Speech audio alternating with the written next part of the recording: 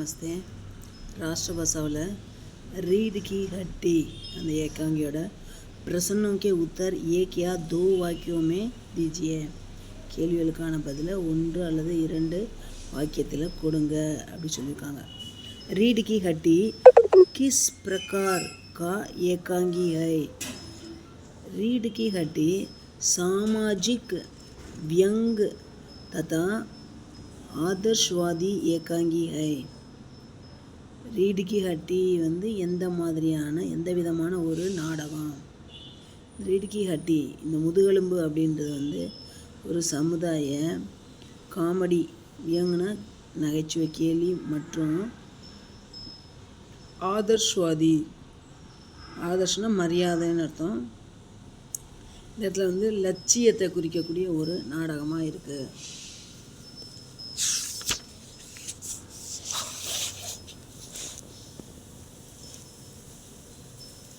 रीढ़ की हड्डी एकांगी का शंकर कैसा पात्र है? शंकर दुर्बल एवं चरित्रहीन पात्र है. स्त्रियों के संबंध में उसका विचार सही नहीं है. वह स्वलाभ प्रधान चरित्र है. இந்த ரீடு கி ஹட்டின்ற இந்த நாடகத்தில் சங்கர் வந்து எப்படிப்பட்ட ஒரு கேரக்டர் பாத்திரம். சங்கர் வந்து துர்பல், பல்னா பலமான பலசாலி, துர்பல்னா கெட்ட எண்ணமுள்ள, ஒரு ஒழுக்கமில்லாத, ஒரு கெட்ட, சரித்திரஹீன் அப்படின்னா நல்ல நடத்தை இல்லாத, இதுவும் ஒழுக்கமில்லாத, ஒழுங்காக இல்லாத பாத்திரமாக இருக்கிறாரு. ஸ்திரியோं के संबंध में பெண்களோட சம்மந்தப்படுத்தி பார்த்தா உஸ்கா விசார் சஹி நஹி ஹை, அவருடைய கருத்து சரியானது அல்ல. அப்புறம் வந்து வகு ஸ்வலாப், அவர் வந்து சுயநலவாதியான பிரதான் சரித்திர, ஒரு சுயநலவாதியான ஒரு கேரக்டராக இருக்கார். रीढ़ की हड्डी एकांगी में उमा पहले कुछ बोलने के लिए क्यों मना करती है?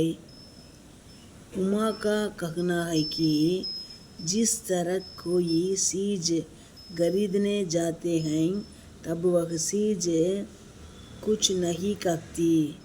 यहाँ उमा की स्थिति भी निर्जीव चीज़ जैसी है, इसलिए वह नहीं बोलती. உமாவோட சொல்கிறது வந்து எந்த விதமான ஒரு பொருளையும் வாங்க போகிறப்ப அந்த பொருட்கள்லாம் எதுவுமே பேசுகிறதில்ல. அதுபோல் இங்கே உமாவோட நிலைமையும் உயிரற்ற பொருள் மாதிரி தான் இருந்தது. இதனால தான் வந்து உமா வந்து எதுவுமே பேசவே இல்லை. रीढ़ की हड्डी एकांगी का उद्देश्य क्या है? औरतों की दशा को सुधारना एवं उन्हें अपने अधिकारों के प्रति जागरूक करना, स्त्री शिक्षा की अनिवार्यता एवं बोलने के अधिकार पर बताना रीढ़ की हड्डी एकांगी का उद्देश्य है. रीढ़ की हड्डी இந்த நாடகத்தினுடைய உத்தேசம் என்ன?